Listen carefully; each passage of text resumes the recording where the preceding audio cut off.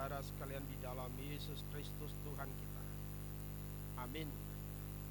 Selamat Natal.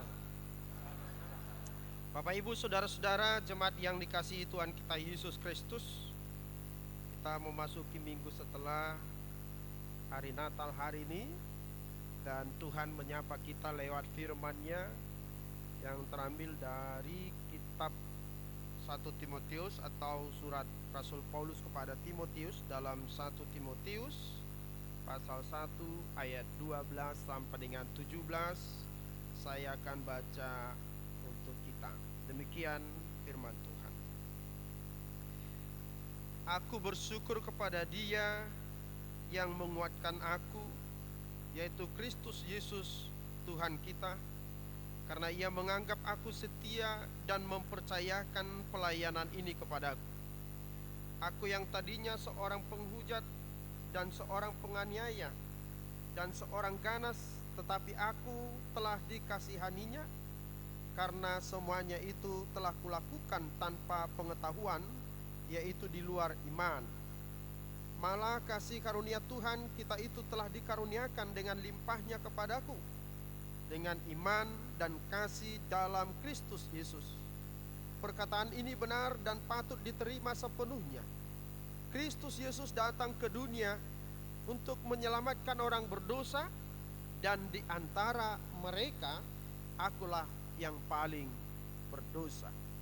Tetapi justru karena itu aku dikasihani, agar dalam diriku ini sebagai orang yang paling berdosa, Yesus Kristus menunjukkan seluruh kesabarannya. Dengan demikian aku menjadi contoh bagi mereka yang kemudian percaya kepadanya dan mendapat hidup yang kekal. Hormat dan kemuliaan sampai selama-lamanya bagi Raja segala zaman, Allah yang kekal, yang tak nampak, yang esa. Amin. Demikian firman Tuhan. Bapak Ibu saudara-saudara jemaat yang dikasihi Tuhan kita Yesus Kristus, ada satu kebiasaan di dalam pameran berlian. Ketika ada pameran berlian,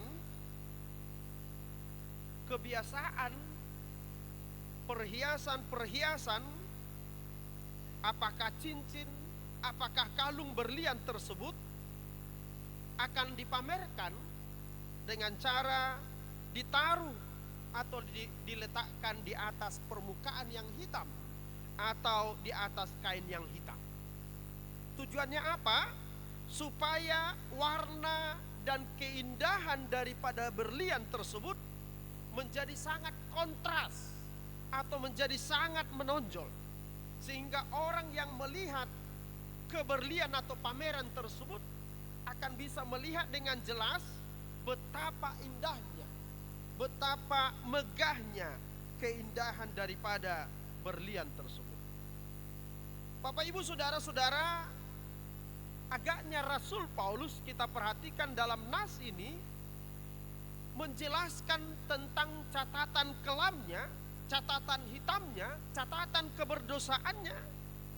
Dia katakan dalam ayat 13, aku yang tadinya seorang penghujat, seorang penganiaya, dan seorang yang ganas. Ya. Sebagai seorang penganiaya, penghujat, dan seorang yang ganas.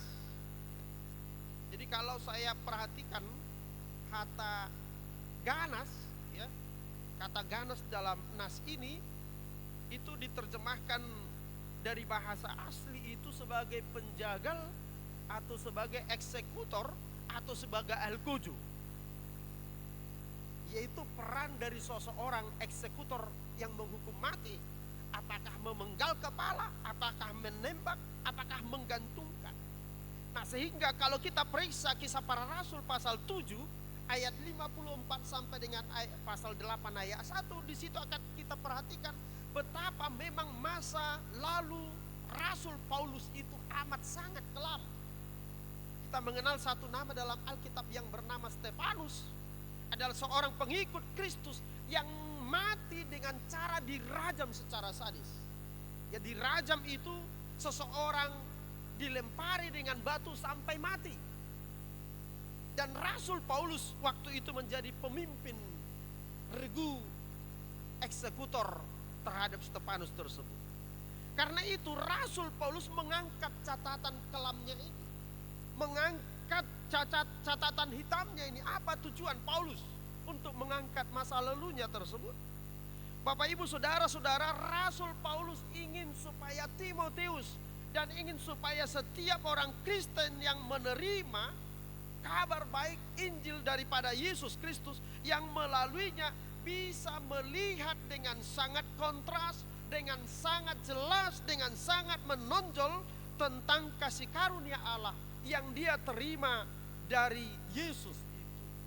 Karena itu dia katakan, aku yang tadinya orang penghujat, aku yang tadinya seorang penganiaya, aku yang tadinya seorang ganas, tetapi sekarang saudara-saudara bisa melihat bahwa kasih karunia Tuhan, bahwa kemuliaan Tuhan telah terpancar dari kehidupan seorang Rasul Kristus.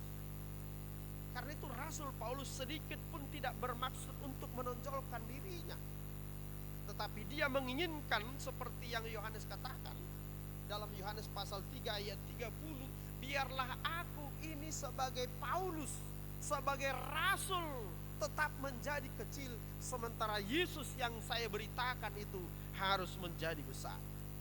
Karena itu Bapak Ibu saudara-saudara, renungan pertama dari Naskotbah kita hari ini adalah, Naskotbah kita hari ini mengajak supaya kita menyadari betapa berharganya kasih karunia Tuhan dalam kehidupan kita. Betapa berharganya anugerah Tuhan, betapa berharganya kasih karunia Tuhan, betapa berharganya pemberian Tuhan dalam kehidupan kita. Yang tadinya kita tidak layak, yang tadinya kita tidak pantas, tetapi oleh Tuhan kita dilayakkan. Bapak ibu saudara-saudara, jemaat yang dikasihi Tuhan kita Yesus Kristus, ada sebuah syair lagu yang mungkin familiar bagi kita. Amazing grace, how sweet the sound, yeah? How sweet the sound that saved the wretch like me. I was blind, but now I see. I was lost, but now I'm found. Amazing grace, yeah. Ajaib benar, anugerah, pembaru hidup. Nah, lagu ini dituliskan oleh seorang pendeta atau penginjil yang tadinya seorang, saya pakai istilah ini, maaf ya, saya pakai istilah ini, yang tadinya seorang bajingan. Kenapa dikatakan begitu? Dulu dia menjadi pelaku human trafficking, menjual manusia, apakah sebagai budak, apakah sebagai perempuan-perempuan yang akhirnya akan dijual sebagai barang dagangan. Tetapi kemudian Yesus menangkap dia dan membawa dia menjadi seorang penginjil, namanya John Newton. Karena itu dalam tulisan, ya, dalam tulisan di kuburannya, yang akhirnya di sana berdiri sebuah gereja, ya, di Inggris, dituliskan di situ, dulu hidup orang ini adalah kafir, jolmana somaradat, penjual manusia, tetapi karena kasih karunia Tuhan, dia dibaharui dan ditangkap oleh Tuhan menjadi hamba. Dan lalu kemudian John Newton itu mengubah sebuah lagu yang kita kenal sebagai nyanyian yang berjudul Amazing, Amazing Grace. Karena itu kita akan menyanyikan, saya meminta song leader dan pemain musik kita memandu kita, Kidung Jemaat nomor 40 ayat 1.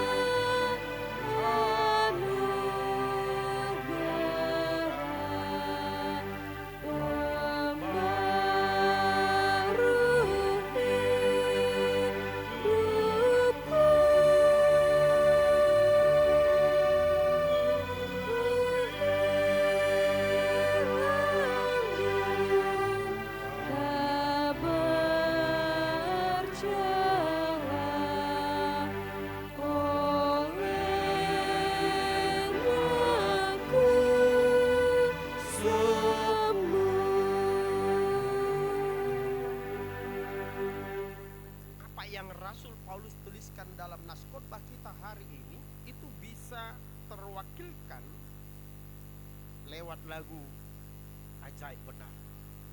Anugerah pembaru hidup. Ku hilang, ku buta, ku bercelah, tetapi oleh Yesus aku menjadi sembuh. Karena itu Bapak Ibu Saudara-saudara, maka hal yang sangat perlu kita syukuri dalam kehidupan kita ini adalah karena Allah masih memberikan kasih karunia-Nya dalam kehidupan kita. Karena kita masih merasakan dan menikmati kasih karunia Tuhan hingga hari ini dan hingga saat ini. Amin. Betapapun kehidupan kita, ya, betapapun pergumulan kita, tetapi satu hal yang pasti, bahwa hidup kita ini adalah karunia anugerah dari Tuhan. Karena itu saya mengajak kita Bapak Ibu Saudara-saudara untuk sementara waktu saya mengajak kita untuk mengingat satu hal dulu dalam kehidupan kita yang menurut kita sebagai kenangan yang sangat indah atau pengalaman yang sangat manis. Saya berikan waktu beberapa detik kepada Bapak Ibu Saudara-saudara untuk mengingat, memunculkan memori kita tentang pengalaman manis yang pernah kita lalui atau kenangan indah yang pernah kita rasakan, apakah di tengah keluarga atau sebagai pribadi. Saya berikan waktu 2, 3, ya. Selesai. Bapak Ibu Saudara-saudara, kira-kira pengalaman manis itu, kenangan indah itu sudah muncul? Ada amang inang yang manis-manis itu? Inang nadisaku bereng sahira buhina terhapit dope. Apa yang inang ingat? Amang pendeta waktu saya menutup mata malah yang saya ingat mantan saya gitu. Amang yang di sini terlihat senang. Kenapa? Karena ketika saya menutup mata yang saya ingat adalah wajah manis istriku. Pernah suatu ketika saya bersama teman ketika akan vaksin COVID-19, ada salah satu di antara teman saya itu sekali dicek tensinya, karena syaratnya tensi nggak boleh di atas 170. Ketika akan divaksin dia di tensi, ternyata tensinya 190. Lalu perawat ini bilang, Bapak silahkan istirahat sejenak, nanti datang 15 menit lagi. Setelah 15 menit kemudian teman saya ini datang, lalu ditensi lagi, hasilnya 180 tensinya. Lalu perawat ini bilang, Bapak ini gimana sih kok dari tadi nggak turun-turun tensinya? Coba Bapak ingat dulu wajah istri Bapak di rumah, kata perawat ini. Lalu teman saya bilang, wah jangan, malah kalau saya ingat wajah istriku, tensiku makin naik, kata Mang ini.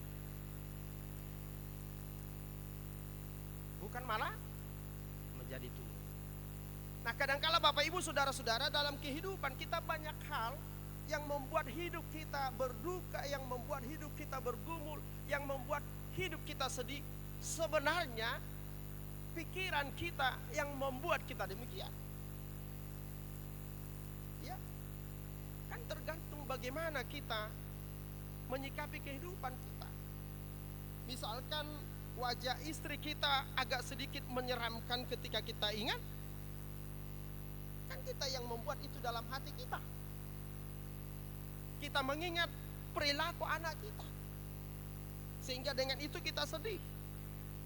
Kita mengingat teman kita mengingat usaha kita. Kesedihan atau kebahagiaan itu pilihan ada di dalam kita. Tergantung bagaimana kita melihat hal-hal baik itu. Karena itu Rasul Paulus mengajarkan kepada kita, yang terbesar dalam kehidupan kita adalah ingatlah bahwa kasih karunia Tuhan lebih besar daripada segala apapun pergumulan kita dalam kehidupan. Karena itu Rasul Paulus mengajak kita menjadi orang-orang yang move on. Ya.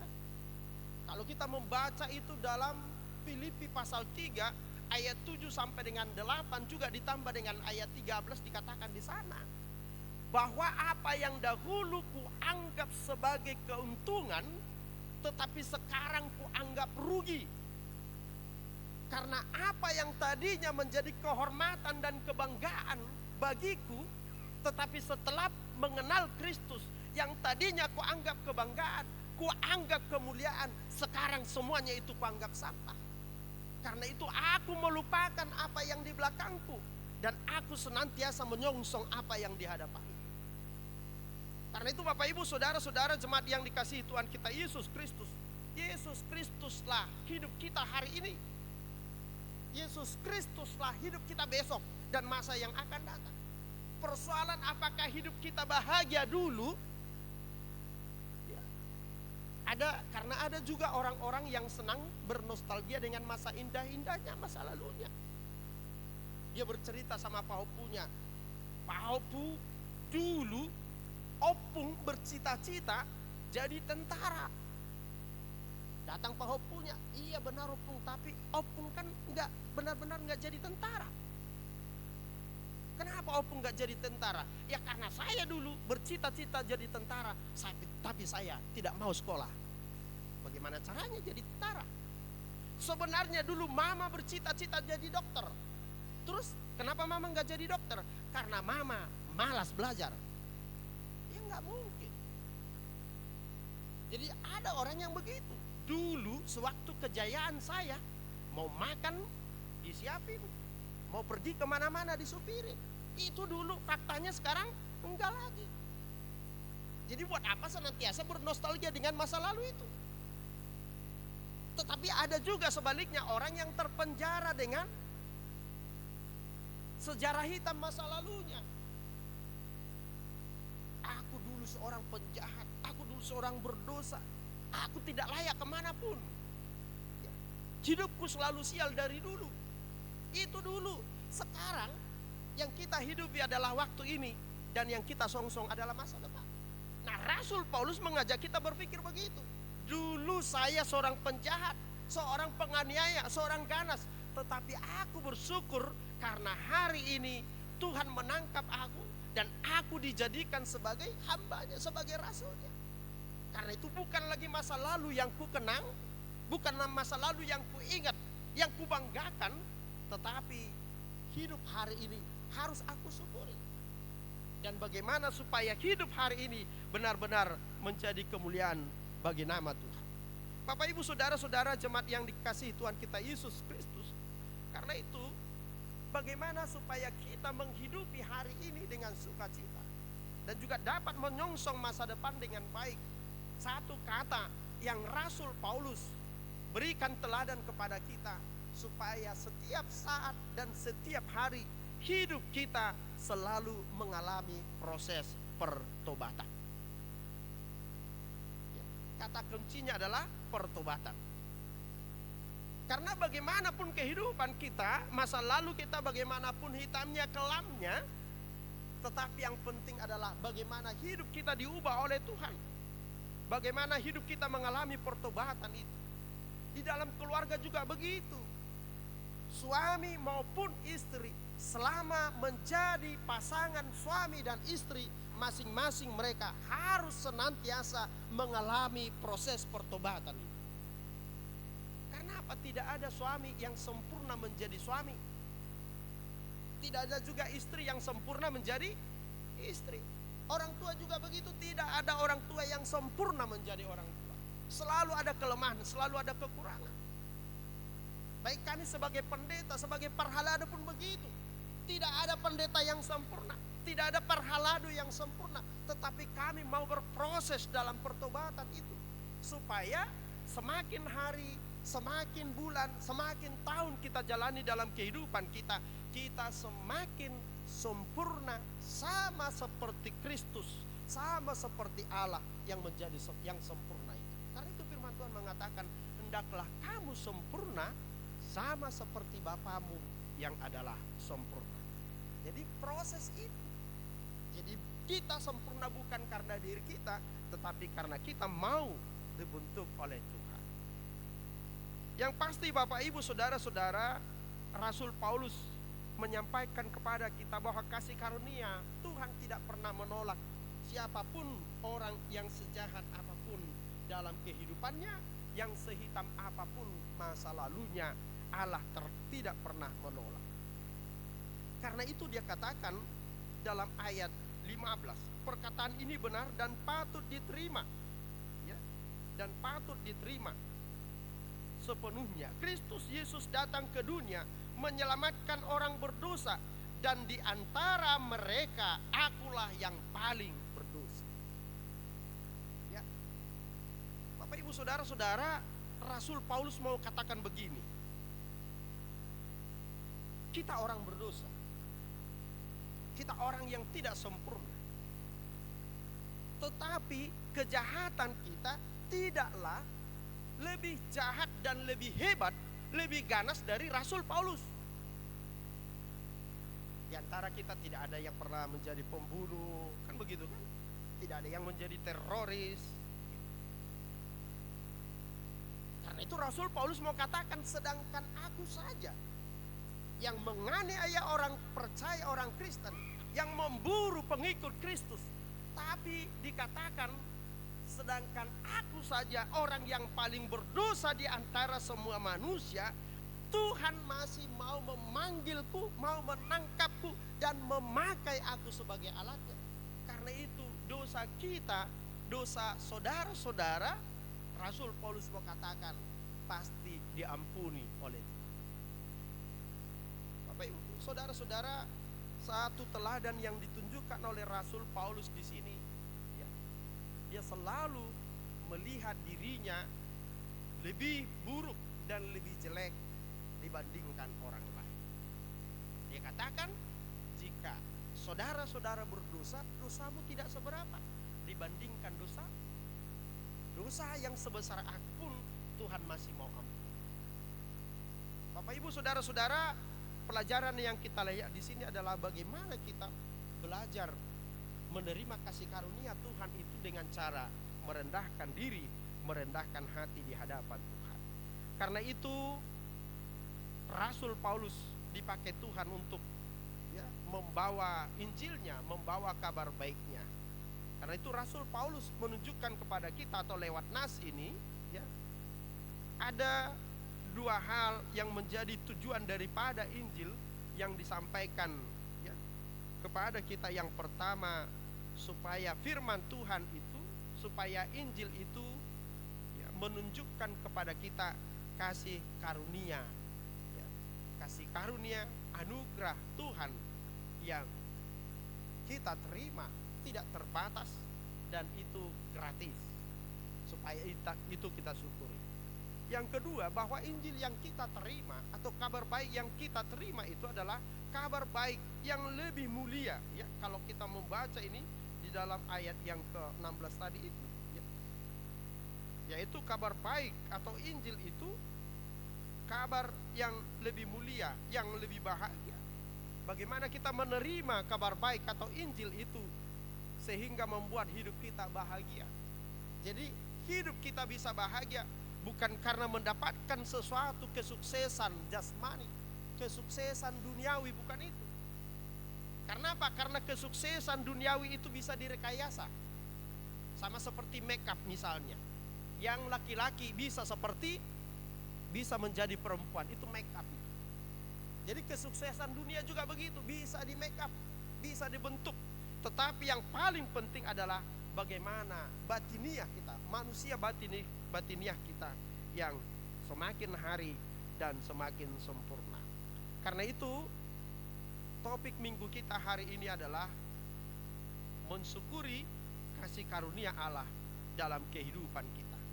Bagaimana kita mensyukuri kasih karunia Allah dalam kehidupan kita? Yang pertama, tentu dalam suasana Natal kita hari ini, dalam khotbah beberapa hari yang lalu saya katakan, jadikanlah Yesus Kristus menjadi sumber sukacitamu atau alasan kebahagiaanmu yang pertama. Itu suara Natal bagi kita. Jadikanlah Yesus menjadi alasan kebahagiaanmu yang pertama. Lalu kemudian jika anakmu sukses, jika usahamu berkembang, jika penyakitmu sembuh, Jika anakmu dapat jodoh, jadikan itu di urutan kedua, ketiga, dan keempat, dan seterusnya. Tetapi di urutan pertama yang menjadi sumber kebahagiaan kita adalah karena Yesus Kristus telah menjadi milik kita. Itu yang mau kita syukuri. Yang kedua, Bapak Ibu Saudara-saudara, karena Tuhan masih memperkenankan kita hidup hari ini sekalipun kita tidak layak untuk menerima. Hari ini kita ini sedang berada di dalam akhir tahun 2024. Ya, berada dalam akhir tahun 2024. Pertanyaan yang selalu diucapkan seseorang ketika dia berada di tahap akhir adalah, apakah saya akan bisa melewati, apakah saya bisa melampaui. Atau orang sekolah akan selalu berkata, apakah saya lulus, apakah saya tamat. Nah, karena itu tidak ada yang bisa membuat jaminan itu kepada kita selain daripada hanya karena kasih karunia Tuhan. Karena itu jangan biarkan apapun pergumulan kita di dunia ini mengambil dan merampas sukacita kita itu. Jangan biarkan kegagalan atau harapan kita yang tidak kunjung tiba hari ini melenyapkan sukacita kita. Tetapi tetaplah bersukacita. Karena apa? Karena hidup kita ini adalah kasih karunia Tuhan, adalah anugerah Tuhan. Amin. Kita berdoa. Terima kasih Tuhan buat firman-Mu yang boleh diperdengarkan pada kami saat ini. Kami diingatkan Tuhan untuk mensyukuri kasih karunia-Mu yang Engkau telah nyatakan dalam kehidupan kami, bahwa yang pertama di antara semua yang utama adalah karena Yesus telah lahir, datang, dan menjadi milik kami, dan Dia di antara kami. Dia menjadi Tuhan kami, Dia menjadi Raja kami yang senantiasa bersama-sama dengan kami dalam perjalanan kehidupan kami.